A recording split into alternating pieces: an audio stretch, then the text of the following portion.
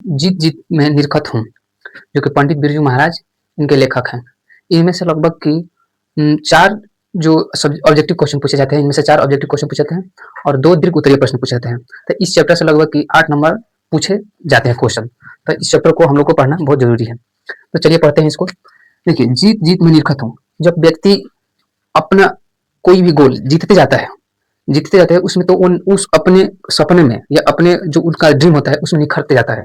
तो जब भी आपका जो गोल होता है, आप उसमें जीत हासिल कर लेते हैं, तो आप निखरते जाते हैं। तो जीत जीत में निखरत हूँ। ठीक, यह एक साक्षात्कार है। साक्षात्कार का मतलब इंटरव्यू दिया गया। बिरजू महाराज से कोई इंटरव्यू लिया है, तो बिरजू महाराज ये इंटरव्यू में बताए हैं साक्षात्कार में। ठीक, तो इस पुस्तक में पढ़ेंगे। इनका जन्म 4 फरवरी 1938 ईस्वी में लखनऊ में आवारी आखिरी संतान थे। ये क्या लिखा है? आवारी लिखा गया है यहाँ पर, आखिरी। ठीक, ये आखिरी संतान थे। ठीक, जब बुक आप पढ़ेंगे तो बुक में लिखा है वहां पर कि इनके लिए का मतलब लड़का एक भी नहीं हो रहा था। तो यहाँ पर हम जो सब क्वेश्चन में लिखे हैं, जितना भी प्रश्न यहाँ पर लिखे हैं, तो ये बुक में से इंपॉर्टेंट निकाल कर लिखे हैं। जब आप बुक में पढ़ेंगे तो पूरा डिटेल में दिया है। ठीक, तो हम यहाँ पर वही केवल लिखे हैं जो कि हम लोगों को समझना है। तो ये आखिरी संतान थे अपने। ठीक, ये 4 फरवरी 1998 में इसका जन्म हुआ था इनका, लखनऊ में। इनकी 3 बहनें थी। इनके कितनी बहनें थी? 3। सबसे छोटी जो बहन थी इनके, जो 8 वर्ष की थी, इनसे लगभग कितने वर्ष की थी? ज्यादा, 8 वर्ष से ज्यादा थी। ठीक, और बड़ी बहन इनसे लगभग 15 वर्ष से बड़ी थी, 15-16 वर्ष की थी। इनकी बड़ी बहन 15-16 वर्ष की लगभग थी। ठीक, पिताजी लखनऊ में 22 वर्ष से रहे। 22 वर्ष से इनके पिताजी लखनऊ में रहे। और पिताजी भी इनका एक क्या थे? कथक। ये कथक नृत्य होता है, जो कि हमारे दक्षिण भारत में, अच्छा, भारत का सबसे हाईएस्ट नृत्य होता है, डांस बोला जाता है। तो ये पंडित महाराज एक कथकार थे, जो कि नृत्य करते थे। इनके पिताजी भी नृत्यकार थे, इनके चाचा भी नृत्यकार थे। ठीक, देखिए, कथक और बिरजू महाराज एक दूसरे के परिवाची रहे हैं। मतलब कथक में इतना निपुण थे पंडित बिरजू महाराज कि जैसे जल और पानी क्या है? परिवाची है। तो जल कहो या पानी कहो, जल कहो या पानी कहो, एक ही चीज। वैसे ही कथक बोलो या पंडित बिरजू महाराज बोलो, जब भी आप कथक की बात करेंगे तो पंडित बिरजू महाराज का नाम जरूर आएगा। इतना ये कथक में क्या थे? परिपूर्ण थे। ठीक, लखनऊ घराने के वंशज और 7वीं पीढ़ी। ठीक, लखनऊ के रहने वाले थे यूपी में, और ये 7वीं पीढ़ी के व्यक्ति थे। ठीक है, शरीर का आकार, इनका शरीर का आकार दोहरा वदन। ठीक, मांझुला कद, मतलब कि थोड़ा ना ज्यादा बड़े थे और ना ज्यादा छोटे थे, ये मांझिल कदम के थे। ठीक, चेचक के हल्के दाग, इनके फेस पर चेचक के हल्के दाग थे।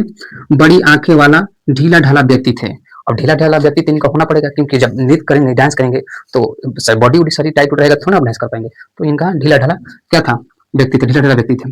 ये गिटार बजाना जानते थे, गिटार, सितारा, तबला और हारमोनिया, ये इन चीज का जानकार थे। ठीक, ये इतना चीज बजाते थे और नृत्य करते भी थे।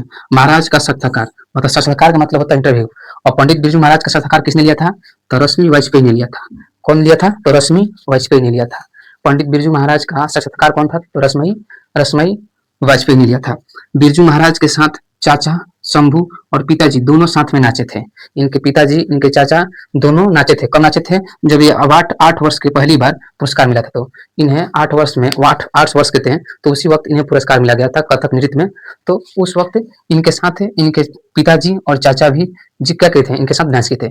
चाचा जी का नाम इनका शंभू था। चाचा जी का नाम क्या था? शंभू था। ठीक, चाचा बोल रहे, इनको बोलते थे, चाचा जी बोलते थे कि बड़े मियाँ तो बड़े मियाँ, छोटे मियाँ भी सुबह नल्ला। ठीक है, इनके चाचा जी बोलते हैं। ये जब 9.5 वर्ष के थे, तो इनके पिताजी आखिरी प्रोग्राम किए थे मैनपुरी में। कहाँ किए थे? मैनपुरी में। जब ये 9.5 वर्ष के थे, तो इनके पिताजी इनके साथ मैनपुरी में आखिरी क्या कहते प्रोग्राम किए थे। लगभग उस वक्त 54 वर्ष के थे इनके पिताजी। ठीक है, बाबूजी अपना सुख दुख किसी को नहीं बताते थे। इनके पिताजी आत्मनिर्भर इतना थे कि अपना दुख और अपना सुख किसी को बताते नहीं थे। ठीक है, अपना सुख और दुख किसी को बताते नहीं थे। तालीम गांडा बांधे थे। इनके पिताजी जैसे नृत्य में एक गांडा बांध का जो परंपरा होता है, इन लोगों में गांडा बांध कर डांस किया जाता है। तो जब भी गांडा कोई बांधता है, गुरु बांधता है, तो इनका पिताजी इनके गुरु थे। इनका गुरु कौन थे? तो इनके पिताजी थे। इसके पिताजी इनको नृत्य कराना सिखाते थे। ठीक है, बचपन से ही। तो इनका पिताजी क्या थे? गुरु थे। और जज कौन थी? इनकी माता थी। जज का मतलब कि जो कोई भी चीज देखकर उस पर जज करता है। जैसे जब भी नृत्य कहीं प्रोग्राम में डांस करके आते थे, तो इनके घर पर इनकी माता बताती थी कि आप अच्छा डांस किए हैं कि नहीं किए, नृत्य अच्छा किए हैं कि नहीं किए। तो इनके पिता क्या थी? जांच थी, जो देख रेख में थी, उसे जज करते हैं। तो इनकी पिताजी बोल रहा है, सॉरी, इनकी माताजी क्या थी, जज थी, और गुरु कौन थे, इनके पिताजी। तो गुरु पिताजी थे। तो गुरु पिताजी इन्हें इन्हें क्या बांधे थे, क्या बांधे थे, तो तालीम गांडा बांधे थे। तो इनके पिताजी उन्हें 500 रुपए लिए थे, गांडा बंधाई कितने रुपए लिए थे, तो 500 रुपए लिए थे, ठीक है, इनके पिताजी लिए थे। बताइए, इनका जन्म लखनऊ कब, 1938 ईस्वी में।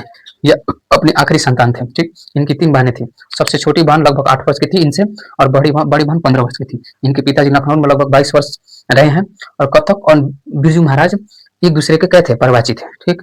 आगे, लखनऊ घरवाने वंशज के 7वीं पीढ़ी थे पंडित बिरजू महाराज। शरीर का आकार दोहरा, वदन, मझोला कद और चेचक के हल्के दाग, और बड़ी आंखों वाला ढीला ढाला व्यक्ति थे, ठीक। गिटार, सितार और तबला और हारमोनियम, ये तीनों चारों चीज का जानकार थे, ठीक। महाराज का साक्षात्कार, जो पंडित बिरजू महाराज का इंटरव्यू लिया था, उसका नाम था रश्मि वाजपेयी ने लिया था, रश्मि वाजपेयी ने लिया था। और चाचा का नाम क्या था, इनका शंभू। चाचा और पिताजी और पंडित बिरजू महाराज एक साथ कब नाचते थे, जब इन्हें 8 वर्ष पर पहली बार पुरस्कार मिला था, तो ठीक। 9.5 वर्ष के थे तो आखिरी प्रोग्राम में इनके पिताजी कहाँ पर प्रोग्राम किए थे, तो मैनपुरी में किए थे। कितने वर्ष के थे, तो 54 वर्ष के थे इनके पिताजी। बाबूजी अपना सुख दुख किसी को नहीं बताते थे। पंडित बिरजू महाराज के पिताजी सुख दुख अपना किसी को नहीं बताते थे। तालीम गांडा बांधे थे कौन, इनके पिताजी। इनका पिताजी इनके क्या थे, तो गुरु थे, ठीक है। तो गांडा बंधाई कितने लिए थे, तो लगभग 500 रुपए लिए थे। 12वीं 13वीं कराने के लिए, अब समझिए, इसके बाद जब भी अपना लास्ट प्रोग्राम कहाँ किए थे, मैनपुरी में। मैनपुरी में प्रोग्राम 54 वर्ष पर किए थे इनके पिताजी। उनके बाद इनका निधन हो गया। जब इनका निधन हो गया तो इसका इनके घर का स्थिति बहुत क्या हो गया, खराब हो गया। तो घर की स्थिति खराब हो गया, तब 12वीं और 13वीं, जैसे कि जब कोई निधन जिसका हो जाता है घर में, तो 10वीं और 12वीं 13वीं कराया जाता है। तो 12वीं 13वीं कराने के लिए इनके पास कुछ पैसा भी नहीं था, थोड़ा सा भी पैसा नहीं था इनके घर के पास, ठीक, घर में। तो ये क्या किए कि 2 प्रोग्राम किए, और 2 प्रोग्राम किए तो इन्हें 500 रुपया मिला। और 500 रुपया लेकर ये क्या किए, 12वीं और 13वीं कराए, ठीक है। कितने रुपए लेकर, 500 रुपये लेकर ये 12वीं और 13वीं करवाए अपने पिताजी का, ठीक। और और इनकी पहली बार कब इनके साथ पिताजी और चाचा जी नाचे थे, तो 8 वर्ष के थे। तो जब इसे इन्हें क्या मिला था, पुरस्कार मिला था, 8 वर्ष के थे। तो जो यहाँ पर जो लिखे इंपॉर्टेंट चीज लिखे हैं, और इंपॉर्टेंट चीज जो हम आपको बता रहे हैं, ठीक है। देखिए, इनके गुरु कौन थे, पिताजी, ठीक। जज कौन थी, इनकी माता। अब यहाँ पर देखिए, सितारा वंगला। अब क्या बना कि ये जब अच्छा नृत्यकार हो गए, कथक में अच्छा नृत्यकार हो गए डांस करने का, तो ये क्या किया ना कि ये जिसे बताने लगे, पढ़ाने लगे। नृत्य मतलब क्या होता है, नृत्य सिखाने लगे, ठीक। तो नृत्य सिखाने लगे तो सीताराम बांग्ला को ये नृत्य सिखा रहे थे, और सीताराम बांग्ला इन्हें पढ़ाते थे। पढ़ाई में भी एक्सपर्ट थे, ठीक, एक्सपर्ट थे, ठीक है। तो ये पढ़ाते थे किन्हें, तो बिरजू महाराज को सीताराम बांग्ला पढ़ाते थे, और सीताराम बांग्ला को पंडित बिरजू महाराज क्या करते थे, तो डांस सिखाते थे, ठीक है। शादी, इनका शादी कब हुआ, तो इनका शादी 18 वर्ष में हुआ था। इनका शादी 18 वर्ष में हुआ था। संगीत भारती ज्वाई, संगीत भारती ज्वाई, इनमें क्या किए, ये प्रोग्राम में ये भाग लिए थे। संगीत भारती ज्वाई, संगीत भारती ज्वाई एक बोर्ड है, ठीक। उस बोर्ड में ये ज्वाइन लिए थे, ठीक है, संगीत भारती में, ठीक। वहां पर ज्वाइन लिए थे नृत्य करने के लिए। जो प्रोग्राम एक होता है उसमें उसका बोर्ड बनाया जाता है, उस बोर्ड में आप ज्वाइन जब होते हैं तो आपको नृत्य करने के लिए हर प्रोग्राम में बुलाया जाएगा। तो संगीत भारती में ज्वाइन लिए थे, कब लिए थे, 14 वर्ष के थे, तो उस वक्त ये लिए थे, ठीक है। जहाँ पर क्या करना पड़ता था, नाचना पड़ता था। कलकत्ता ऑडियंस, ठीक। अब कलकत्ता ऑडियंस जब कलकत्ता गए थे, इनका प्रोग्राम था, तो कलकत्ता ऑडियंस गए थे, तो वहां पर बहुत अच्छा नृत्य किए। जब बहुत अच्छा नृत्य किए तो लोगों में, ऑडियंस में इति हो गया कि ये छोटा सा बच्चा इतना बेहतरीन कैसे नाच रहा है। तो वहां से क्या हो गई, ये प्रसिद्ध हो गया। इतना खतरनाक डांस किया वहां पर, ये क्या हो गया, प्रसिद्ध वहां से हो गया, ठीक है। कहाँ से, कलकत्ता ऑडियंस से ये क्या हो गया, बहुत प्रसिद्ध हो गया। अब जब बहुत प्रसिद्ध हो गए तो इनके पास व्यक्ति आने लगे नृत्य सीखने के लिए, ठीक। तो 27 वर्ष में यह संगीत नाटक अकादमी अवार्ड भी मिला। इन्हें कितने वर्ष में मिला, 27 वर्ष में इन्हें संगीत अकादमी अवार्ड भी इन्हें प्राप्त हुआ है, ठीक। सारगीत किसे मानते थे, सारगीत का मतलब होता है कि सबसे अच्छा छात्र, सबसे अच्छा छात्र, यानी सारगीत किसे मानते थे, पंडित बिरजू महाराज। तो पंडित बिरजू महाराज सारगीत सरस्वती को मानते थे। किसे, सरस्वती को, सरस्वती नहीं, सरस्वती को मानते थे, क्योंकि सरस्वती उनकी पत्नी